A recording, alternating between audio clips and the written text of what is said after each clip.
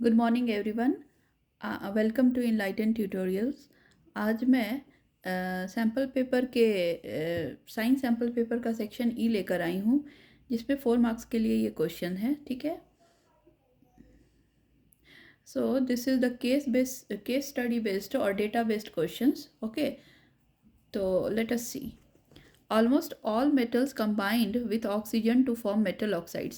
Metal oxides are generally basic in nature, but some metal oxides show both basic as well as acidic behavior.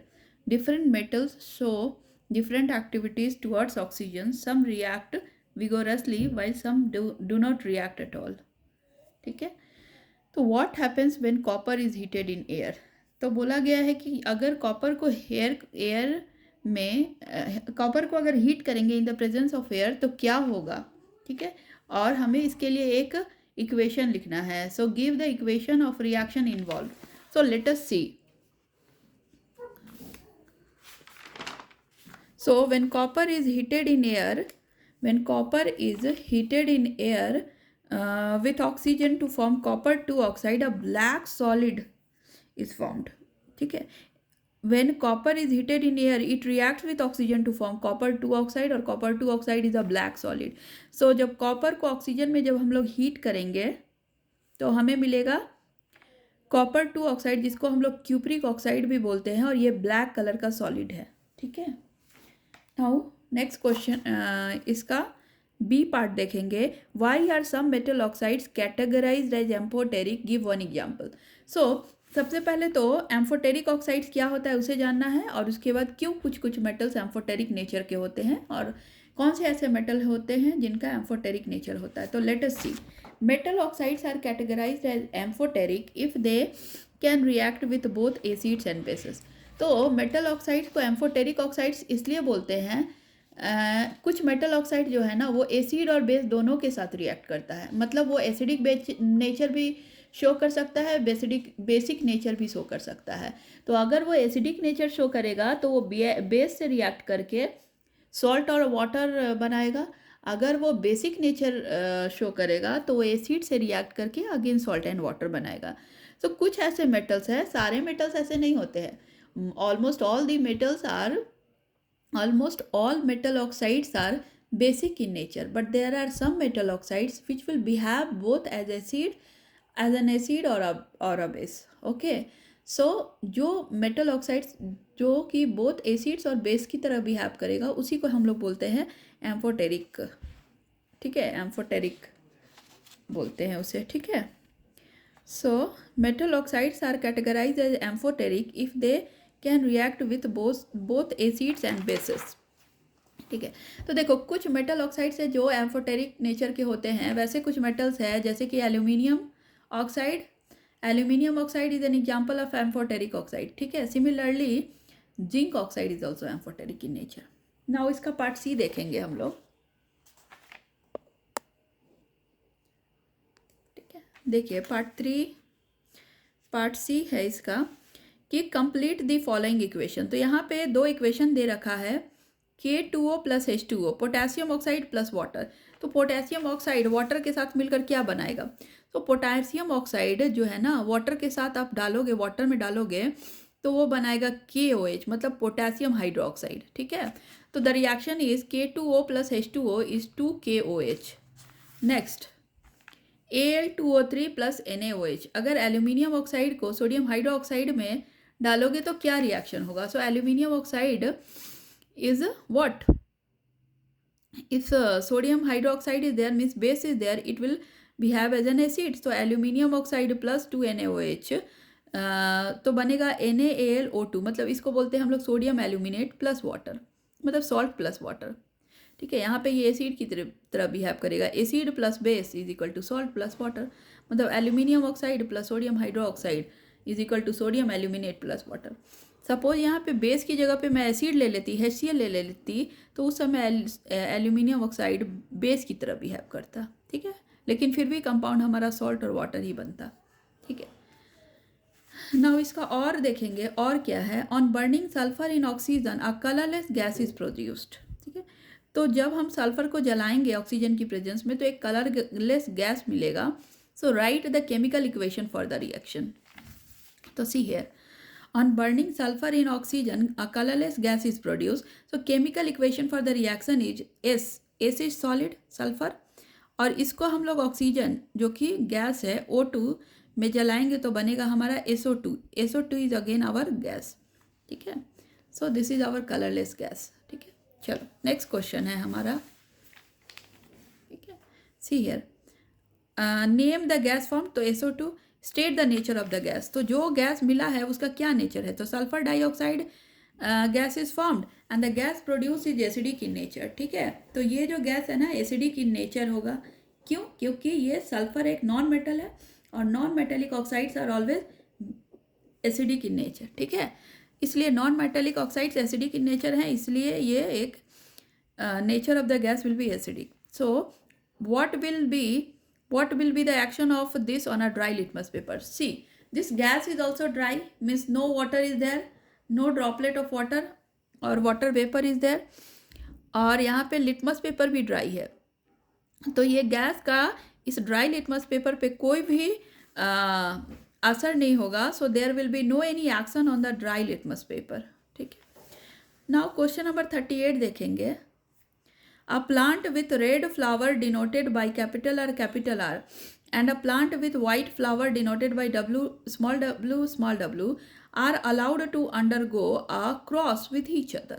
ठीक है, तो ये देखो dominant है ये कैपिटल आर हमारा होमोजाइगस रेड है और small w is our homozygous white.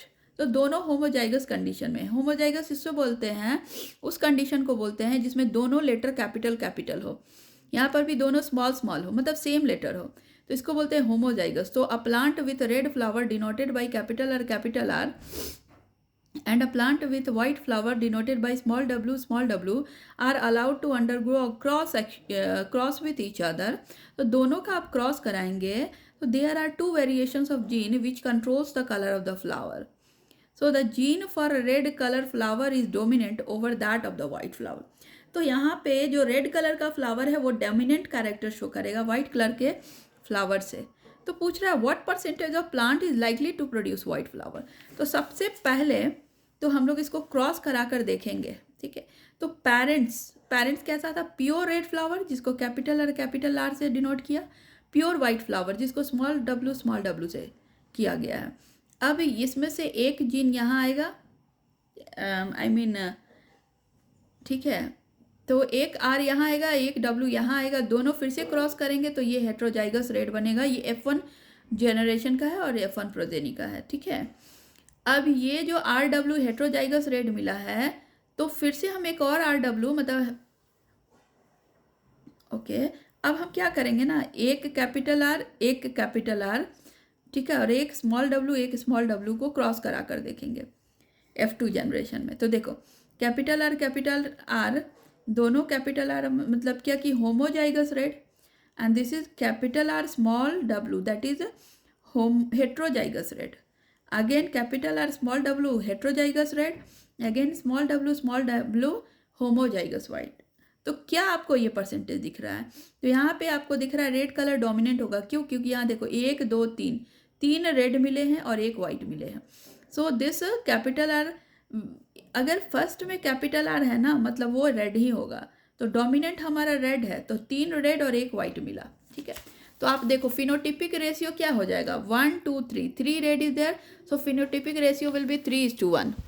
ठीक है, और जीनोटिपिक रेशियो क्या होगा, देखो जीन सबके अलग अलग है. इसके जीन कैपिटल आर इसके और इसके जीन सेम है. सो 1:2:1. ठीक है, so genotypic ratio will be pure red into hybrid red is to white. So 1:2:1. So the percentage of plant, यहाँ पे क्वेश्चन अब देखो आप क्या है, what percentage of plant is likely to produce white flower. So कितने percentage of plant है ना जो वाइट फ्लावर प्रोड्यूस करेंगे. So the percentage of plant is likely to produce white flowers is 25% and red is 75%. तो white flower देखो यहाँ से आप देख सकते हो 25% रेड है, 25% white flower है, 75% रेड है.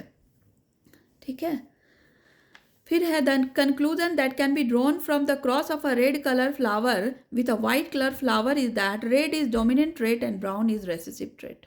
सो आपको इससे क्या कंक्लूजन मिला कि जो रेड कलर फ्लावर है वो डोमिनेंट है और white colour flower is recessive flower. आपको इस फाइंडिंग आप ये जो बनाए हो ना, क्रॉस किए हो ना रेड और वाइट का, उससे आपको यही पता चला कि red colour is dominant and white colour is recessive. Now ये पूछ रहा है list two differences in tabular form between dominant and recessive trait. तो देखो कुछ ट्रेट जो डोमिनेंट होते हैं और कुछ ट्रेट रेसेसिव होते हैं, उन दोनों के बीच में क्या डिफरेंस है आपको 2 पॉइंट्स में लिखना है। तो देखो सबसे पहले तो डोमिनेंट ट्रेट्स ऐसे ट्रेट्स होते हैं ना जो कि express in both homozygous and heterozygous individual. देखो आपको आर जो है ना रेड, वो डोमिनेंट में भी रेड दिख रहा है, होमोजाइगस में भी दिख रहा है, मतलब दोनों सेम आर है और एक कैपिटल आर एक स्मॉल डब्ल्यू है। ये हेट्रोजाइगस है पर ये भी रेड है। तो it can be expressed in both homozygous and heterozygous individual.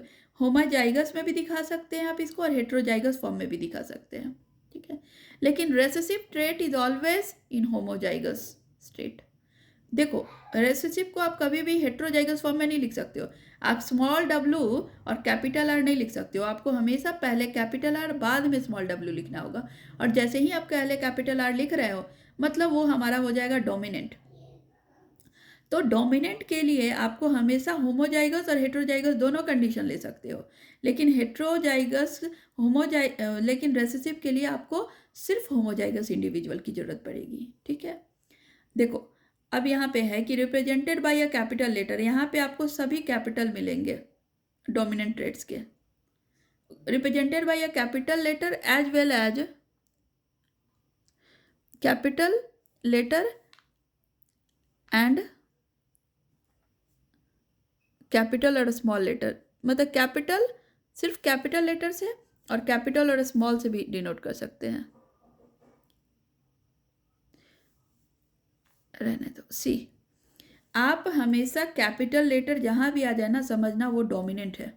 यहाँ पे कैपिटल आर है, ये डोमिनेंट है। फर्स्ट वाला देखेंगे, यहाँ कैपिटल है मतलब ये भी डोमिनेंट है आर, ये भी आर डोमिनेंट है। यहाँ स्मॉल है मतलब ये रेसेसिव है। तो it is represented by lower case letter. So देखो यहाँ पे dominant expressed in both homozygous and heterozygous individual, recessive only expressed in homozygous individual. Second point, represented by capital letter जैसे कि homozygous red capital R, heterozygous red capital small R. और यहाँ पे देखो represented by lower case letter, ठीक है, small letter और lower case letter, जैसे स्मॉल डब्ल्यू, ठीक है। नाउ क्वेश्चन नंबर 39 देखेंगे। ये हमारा लास्ट क्वेश्चन है इस पूरे क्वेश्चन पेपर का। After coming from playground Tanu feels hungry, very hungry, but still some more time was required by her mother to cook food. While waiting on the dining table, Tanu was playing with her spoon. All of a sudden, she observed two different orientations of her face when she looked at her face from both sides of the spoon. She was confused why the orientation of her face changed into two cases. She was curious to know why her reflected image appears upside down in one of the surface of spoon, but the correct way up in the opposite surface. तो यहाँ देखो विच type of image is formed in on both the surface of the spoon. तो दोनों surface of spoon में किस type का image बन रहा है। वो लड़की तनु जब नीचे से खेल कर आई तो उसको भूख लगा, फिर उसकी मम्मा खाना बना रही थी, तब तक वो अपने स्पून को ऐसे अपने फेस के पास लाई, तो दोनों साइड अगर ऐसे देख रही है या ऐसे देख रही है, दोनों में उसको डिफरेंट फेस है ना, एक में सीधा दिखा एक में उल्टा दिखा, ठीक है, एक में सीधा दिखा ऐसे करने पर कॉनकेव में और इसमें उल्टा दिखा। तो क्यों ऐसा हुआ। Which type of image is formed on both the surface of spoon. तो देखेंगे इसको, when looking at the spoon the concave side और inner forms inverted and real image. जब आप ऐसे देखोगे तो आपको इमेज इन्वर्टेड और रियल दिखेगा, ठीक है, inverted real, while the convex side और outer surface forms upright virtual image. मतलब अगर आप उल्टा करके देखोगे तो मतलब आपको अगर स्पून को कॉनकेव तरफ से देखोगे तो रियल एंड इन्वर्टेड, मतलब इमेज आपको इन्वर्टेड दिखेगा। जब आप कॉन्वेक्स साइड से देखोगे तो आपको वर्चुअल एंड इरेक्ट इमेज दिखेगा, ठीक है। So virtual and upright virtual image means one side shows her face upside down and the other side shows it right side up. तो एक तरफ से आपको अपसाइड डाउन दिखा फेस और एक तरफ से सीधा स्ट्रेट साइड अप दिखा, राइट साइड अप दिखा, ठीक है। अब देखो next, as Tanu move concave surface of spoon towards her face, again she finds that there comes a point, provided the spoon is big enough, where her face flips from inverted to upright. तो क्या हुआ ना कि जब वो concave surface of spoon को बहुत नज़दीक लगने लगी, अपने फेस के बहुत पास लाने लगी, तो कुछ देर के बाद क्या हुआ ना कि उसके जो इमेज है वो सीधा दिखने लगे, ठीक है। तो कब सीधा दिखने लगे? Okay, so Tanu move concave surface of spoon towards her face. Again, she finds that there comes a point. Okay, provided the spoon इतना बड़ा होना चाहिए, थोड़ा बड़ा साइज का स्पून लेना. Provided the spoon is big enough where her image flips from inverted to upright. तो एक ऐसा पॉइंट आया जहाँ पे उसका इमेज इन्वर्टेड से अब इरेक्ट हो गया, ठीक है, अपराइट हो गया. So state the condition under which it happens. Is this real और वर्चुअल इमेज? तो देखो, as Tanu moves her concave surface closer to her face, her image flips from inverted to upright when she reaches the focal point of the spoon. This is considered as virtual image. तो जब उसको सीधा दिखने लगा image, मतलब image अब virtual हो गया. Because virtual image are always erect, real image are inverted. Okay, so as Tanu moves from concave as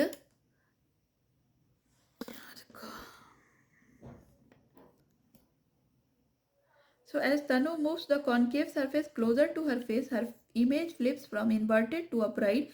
When she reaches the focal point of the spoon, this image is considered as virtual.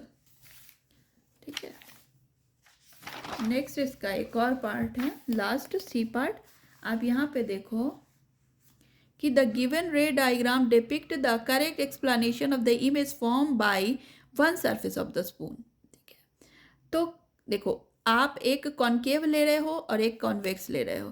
तो यहाँ पे ये जो आप mirror ले रहे हो ना, ये आप देखो कॉन्वेक्स मिरर है. ये केव मतलब आपको केव की तरह लगेगा, मतलब वो केव की तरह होगा, बट ये कॉन्वेक्स है, ठीक है. तो द गिवन रे diagram depict the correct explanation of the image form by one surface of the spoon. Name the surface which can form the image depicted in the given रे diagram. तो ये आपका एक रे डायग्राम है और इन्होंने पूछा इसमें कौन सा मिरर यूज हुआ है इस इमेज को बनाने के लिए.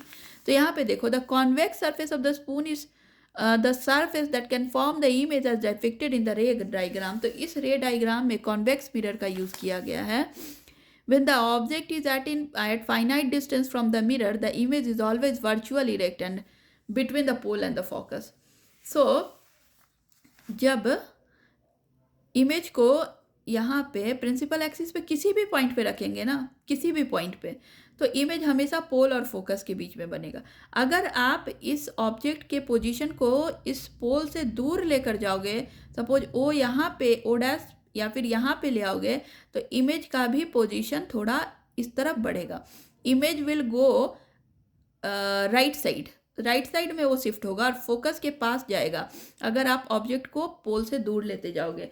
लेकिन एक ऐसा समय आएगा जब आप ऑब्जेक्ट को इन्फिनिटी पे ले जाओगे ना, तो फोकस पे ही इमेज बनेगा और फोकस और पोल के बीच में ही इमेज बनता है कॉन्वेक्स मिरर के केस में.